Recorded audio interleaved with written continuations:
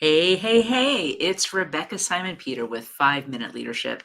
I am so glad to be with you today.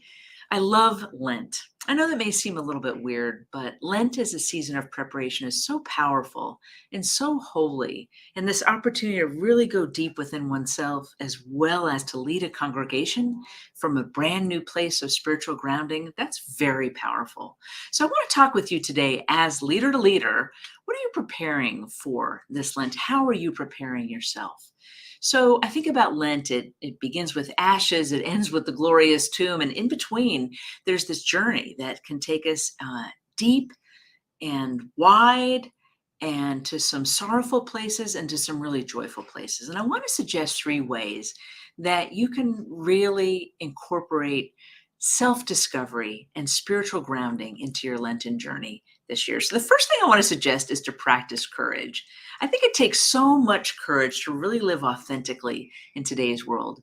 And yet, to really emulate Jesus, man, that's all about courage. Now, remember, courage isn't the absence of fear, it's feeling the fear and doing it anyway. Think about Jesus at the height of temptation. That means he was tempted.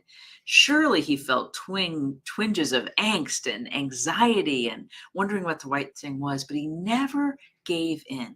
At the height of persecution, when he could easily have been afraid, he chose to love unconditionally. Where can you practice courage in your life? Is it about acceptance of yourself, some part of yourself that you've been holding off in the shadows? Is it about accepting something about the world or something about the people around you or the congregation you lead? These are tough times to lead a church. There's a lot to accept. It requires courage. At the same time, there's a lot to speak up for and to speak against. All of those things require courage. And practicing courage is a beautiful Lenten practice.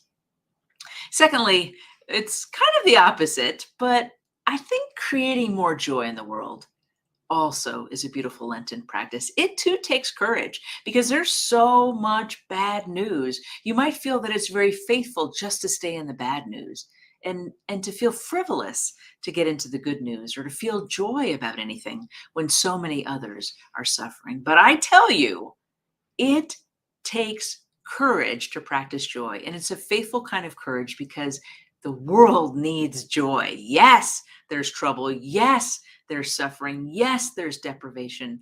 But don't you know, people want joy and they need to feel joy. If you can be that kind of leader that can hold the tension of both the needs and the sufferings as well as the joy that the gospel offers and that deep spiritual peace can bring, that's a powerful place to stand. Your congregation will really appreciate it because they need joy in the world as well. So, practicing courage, creating more joy in the world. The last thing I want to mention is to practice gratitude. A lot of people talking about gratitude these days, and it may start to feel hackneyed or old or even corny. But I'll tell you, there's a reason people are talking about gratitude, and that's because it makes a true difference in a person's outlook. It makes a true difference in the way they connect to God and to themselves, the way they connect to hope deep within. When we can find something to feel grateful about in this world, it's hard to feel sorrow and anger and depression and resentment and angst at the same time that you're feeling gratitude. Gratitude has the power to uplift the spirit in such a way that it changes one's whole perspective.